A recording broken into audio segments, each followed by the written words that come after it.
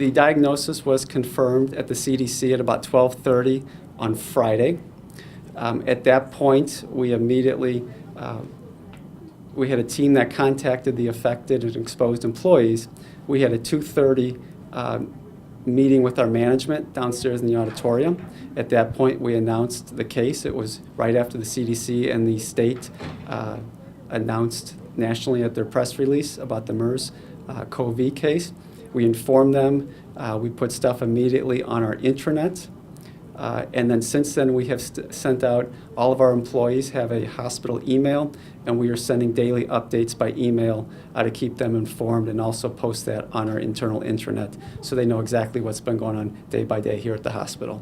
Approximately 50 of the 3,000 employees at Community Hospital had direct exposure to the patient prior to being placed in full isolation precautions. What was amazing is the way we're able to quickly track down the staff through 3 different mechanisms. First, in the emergency department, we have video surveillance, so you can tell who entered the room and for how long. Up on the floors, we have some RFID technology in our badges that our nurses and nursing assistants wear. So it tracks them, and we can archive that data and shows you which rooms they went in and how long they were in that room. And then the third way is through the electronic health record. You could see which clinicians made entries into that record. And by those 3 tracking devices, we were quickly able to narrow the list down to the 50 providers that had exposure over about a 24-hour period. Dr. Feiken, who is here, is just a brilliant person. The more you listen to him, is that he was the epidemiologist that was assigned when the first case of SARS came to the U.S. And a lot of that data was not available back then when you're trying to figure out exposure time to a patient before you can contract the disease. You know, there were no electronic health records, or they were very archaic back there. You couldn't, check times in and out of the rooms. And so it's very helpful for them as a collection data process.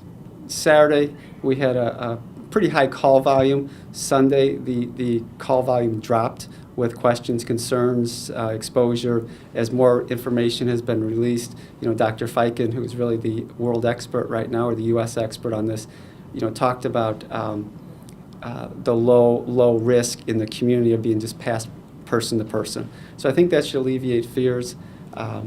I have received some, calls and questions. I've been out in the community all weekend. I think today, the takeaway message from here, obviously the governor of Indiana, the commissioner of the Indiana Department of Health is not going to come into a facility or an area that they deem unsafe.